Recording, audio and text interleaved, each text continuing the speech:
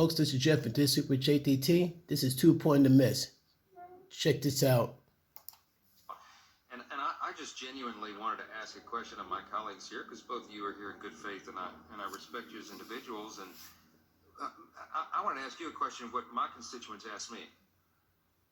Could the Democrats in charge, and certainly Democrats here with jurisdiction over the border, could they really be in favor of an open border? And I'm asking you honestly and in good faith. Can I ask, Mr. Chairman, you're from New York.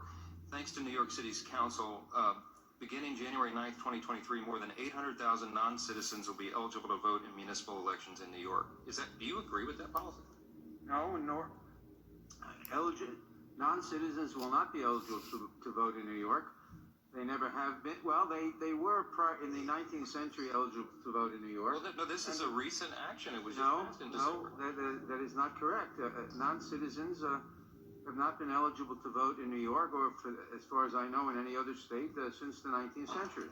That's not true. The New York City Council voted in December to allow this. It begins January 9, 2023. Cities in Vermont and Maryland already allow this, and similar measures are under consideration in Illinois, Maine, and Massachusetts right now. The gentleman with you? Yes.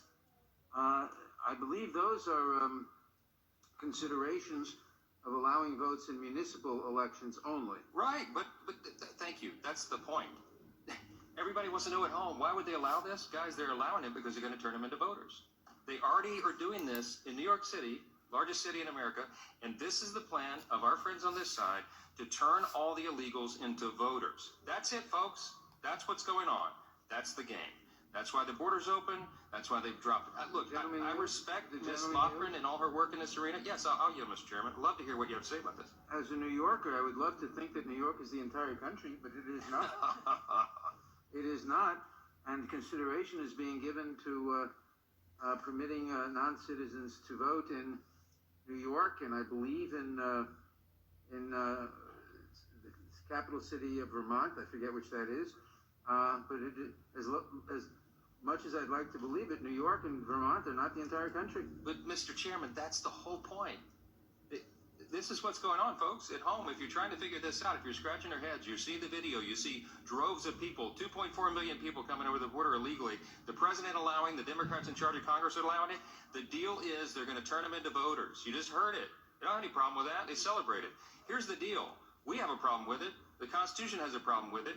American elections should be decided by American citizens.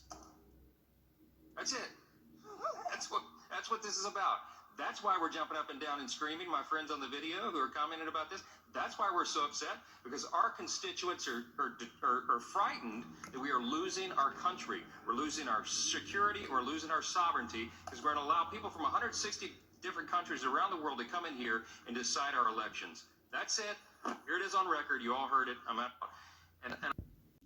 So there you have it, folks. You think that we don't see the end game, what the liberal Democrats try to pull? Think of it. It's not that much of a slippery slope to voting from municipal to the general election. Why do you think the open borders are so wide open? It's kind of funny that Obama said, like, well, if you come to this country, you got to pay a fine, go back in line. Where's Obama's speech now? Nowhere to be found. Nowhere to be found. And now they're trying to pack the voters with illegals. So what? Dead people's not enough? You got to get illegals now? You got to vote in municipal elections? Called to pay taxes? Guess what? I've been to the Philippines already, twice. I bought stuff for the Philippines twice. Does it make me a Filipino citizen? Nope. I've been to Qatar once, bought 1-2 things there. Does it make me a citizen of Qatar? Nope. I could go like China, Japan. I could go to Syria. I could go to Russia. I could go to Europe. Does it make me a citizen to any of those countries? No.